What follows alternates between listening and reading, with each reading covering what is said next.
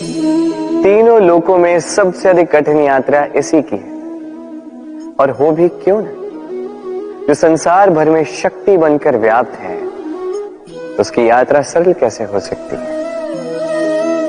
अब ये यात्रा ये केवल नायक और नायिका के मध्य ही नहीं होती। इस यात्रा से हर एक को जाना पड़ता है जो प्रेम करता है।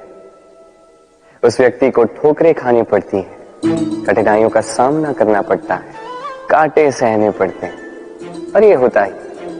अब प्रेम जो किसी के साथ भी हो सकता है, जैसे माँ और संतान, उनका प्रेम, जैसे माता देवकी और यशोदा मैया मुझसे प्रेम करती हैं, उनके प्रेम की ये यात्रा, जैसे राधा रुक्मिणी, इनके प्रेम की ये यात्रा, जैसे दो पुरुषों के मध्य मित्रता के प्रेम की ये यात्रा, जैसे सुदामा। आपको प्रेम के विषय में एक अत्यंत महत्वपूर्ण बात बता देता। प्रेम कसौटी पर आपको पहले परखता है, तत्पश्चात यात्रा में आपको कष्ट देता है, तत्पश्चात आपको लक्ष्य दे देता है। अब एक सखा की उसके सखा के साथ प्रेम की यात्रा आरंभ होने को है। राधे राधे।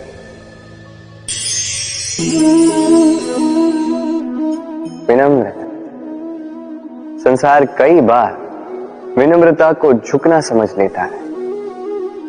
आपने कई बार लोगों को ये कहते हुए सुना होगा कि मैं कभी किसी के समक्ष नहीं झुकता, कभी नहीं झुकता, मैं टूट जाऊंगा किंतु कभी झुकूंगा नहीं। अब देखिए, ये सारी बातें जो है मन में अहंकार भर देती है।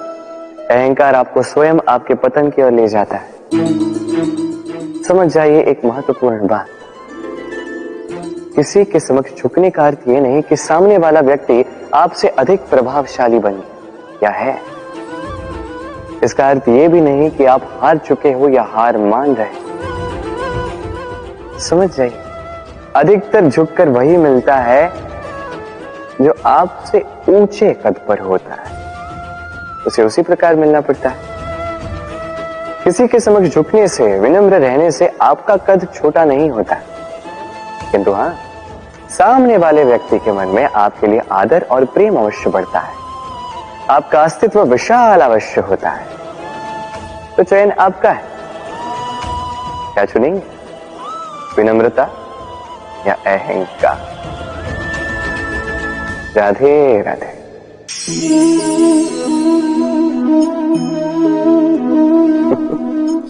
आप सोच रहे होंगे कि मैं कर क्या रहा हूं।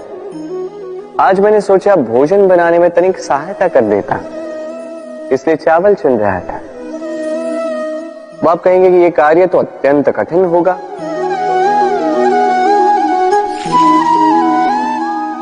नहीं, सहस्त्र श्रेष्ठ दानों में से 2 कंकड़ निकालना केवल अभ्यास है।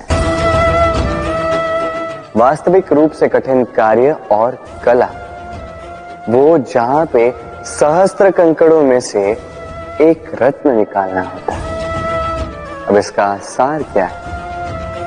सार यही कि बड़प्पन उसमें नहीं जहां हम लोगों की बुराइयां निकालते हैं, बड़प्पन उसमें, श्रेष्ठता उसमें जहां हम दूसरों के भीतर से अच्छाइयां निकालकर उनके समक्ष, इस संसार के समक्ष प्रस्तुत करते हैं।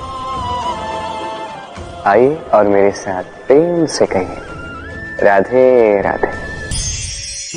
जल राशि से सदैव मुझे प्रेम रहा है, तो चाहे वो मथुरा की यमुना नदी हो, चाहे वो द्वारका का समुद्र।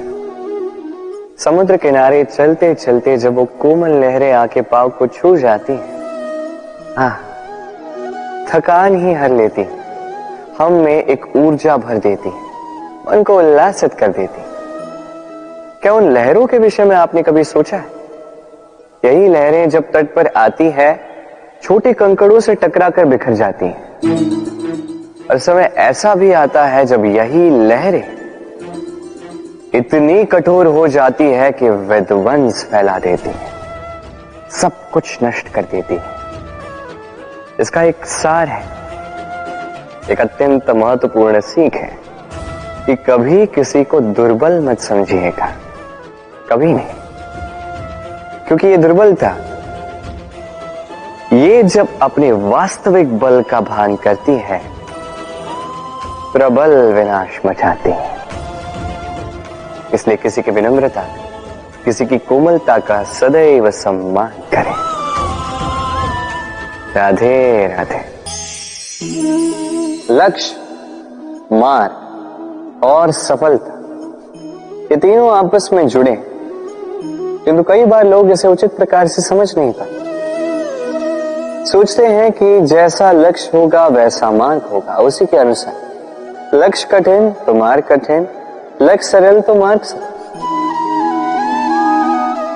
यदि आपको वास्तविक सत्य से अवगत कराऊं तो सब कुछ इसका उल्टा। लक्ष्य अपना मार्ग नहीं बनाता, मार्ग वो जो आप स्वयं चुनते हैं, जो आप स्वयं बनाते हैं। उसी के अनुसार आपको आपका लक्ष्य प्राप्त होता है। इसलिए जीवन में जब भी लक्ष्य तक पहुंचने के मार्ग के विषय में आप कोई भी निर्णय ले, सोच समझ के लीजिए, क्योंकि मार्ग अत्यंत महत्वपूर्ण होता है।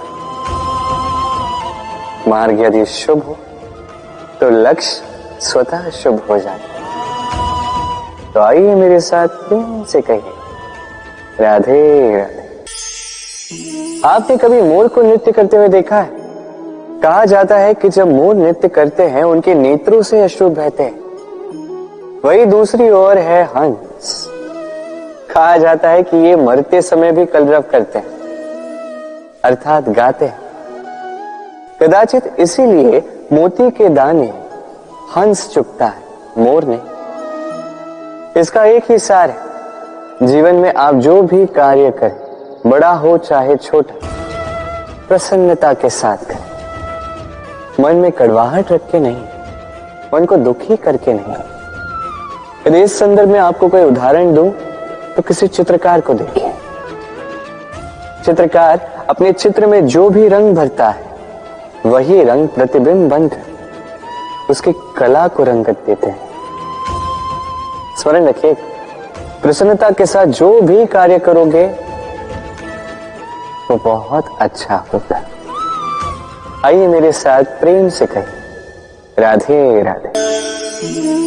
कई बार लोग इस बात से दुखी रहते हैं कि क्यों बार बार उनकी क्षमता पर संदेह किया जाता है, क्यों बार बार उनकी परीक्षा ली जाती है, क्यों पूछते हैं कि यही मेरा भाग्य है जो बार बार मुझे अपनी सिद्धता को प्रमाणित करना पड़ता है।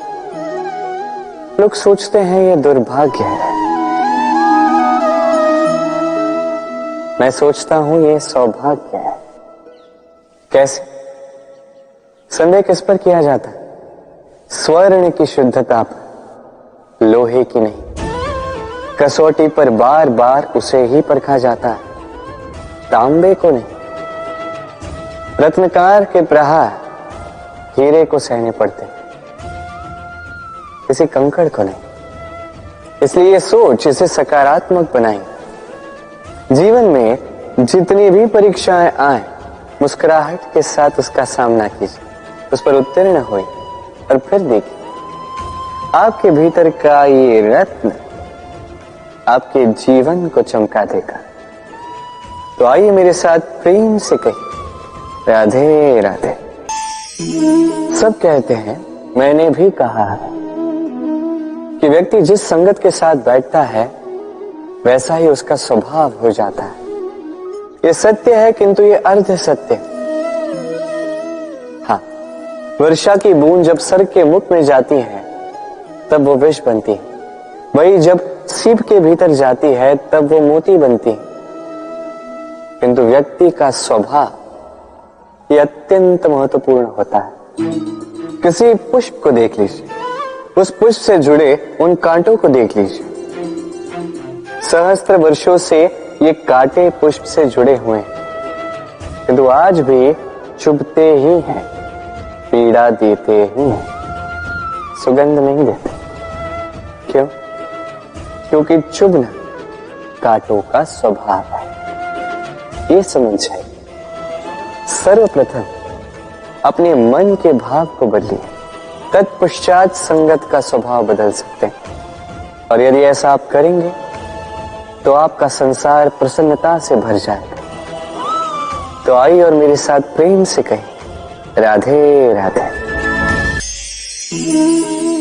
संसार को यह भ्रांति है कि सब कुछ भाग्य से ही मिलता है, किंतु भाग्य प्रारब्ध ये तो सबके लिए समान ही होता है।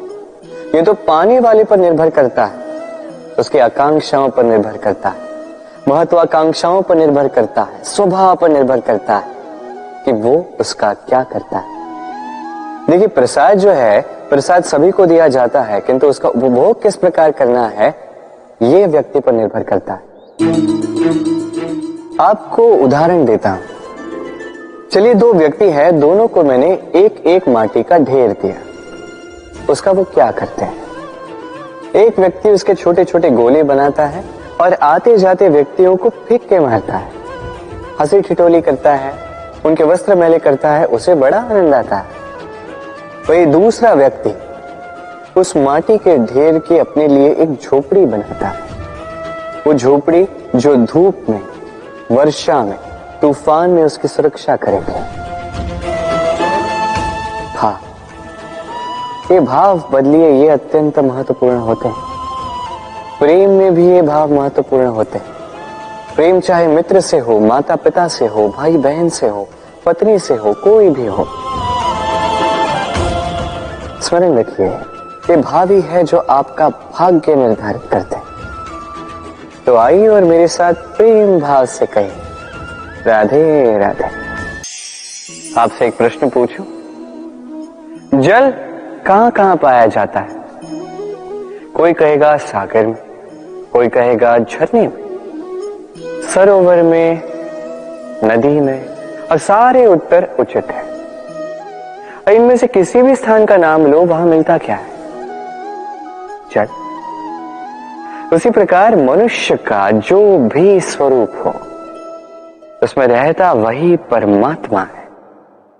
वही परमात्मा जो प्रेम की भाषा सुनता है, प्रेम की भाषा समझता है, वही जानता है।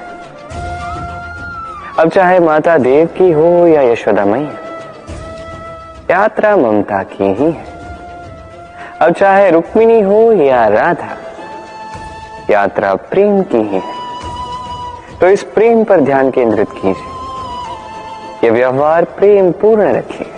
आपका हर एक संबंध, हर एक बंधन पवित्र हो जाएगा। तो आइए और मेरे साथ प्रेम से कहिए, राधे राधे।